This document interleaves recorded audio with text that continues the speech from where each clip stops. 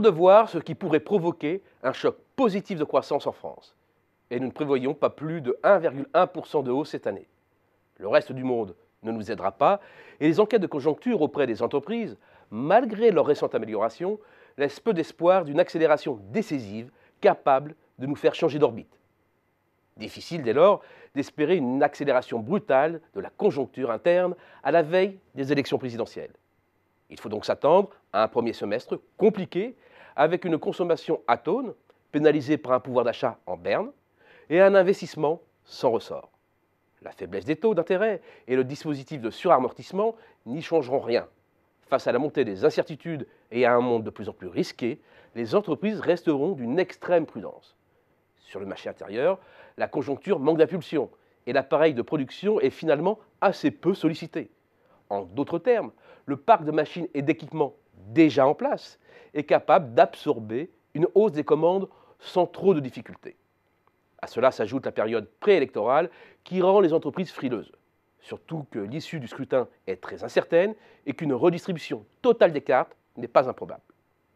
La consommation va coincer elle aussi. C'est la conséquence de la remontée de l'inflation sur le pouvoir d'achat dans un contexte de progression sous forte contrainte des salaires.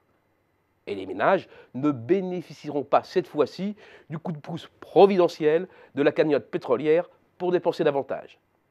De même, il est difficile de croire qu'ils puiseront davantage dans leur épargne compte tenu du contexte économique très incertain avec un marché du travail toujours dégradé, donc anxiogène et propice à pousser les ménages à conserver leur épargne de précaution.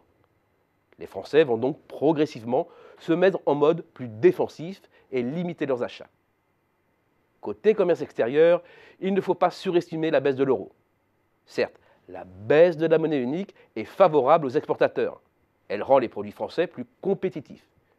Mais le cœur de notre déficit n'est pas vis-à-vis des pays hors zone euro, mais bien avec les pays de la zone euro, et cela depuis plus de 15 ans.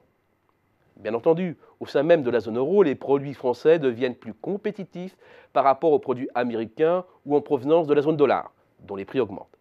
Mais l'impact reste faible, d'autant plus que l'industrie française s'est atrophiée avec la crise et est devenue de trop petite taille pour totalement profiter d'une baisse du change. De surcroît, sur la partie non substituable des importations, comme le pétrole, la facture va s'alourdir, ponctionnant ainsi une partie du pouvoir d'achat et affaiblissant la demande. Finalement, les gains espérés de la baisse de l'euro sont limités. Seule bonne nouvelle dans cette grisaille, l'investissement construction semble bien reparti, à la fois sur la composante travaux publics, où les marchés conclus flambent avec l'envolée des prises de commandes liées au projet du Grand Paris et au plan de relance autoroutier. Sur un an, la progression des marchés conclus frôle les 15%. Côté investissement logement des ménages, les mises en chantier s'approchent à nouveau doucement de la barre des 400 000 unités. La dynamique est bonne, d'autant que la demande de permis de construire reste vigoureuse, avec le succès du dispositif Pinel et des taux d'intérêt au plancher. C'est un bon point, mais ce n'est pas suffisant et la France ne fera pas beaucoup mieux que 1%, et cela fait 6 ans que cela dure. C'est bien pour cela que les créations d'emplois ne sont pas suffisantes pour inverser, sans artifice, la courbe du chômage.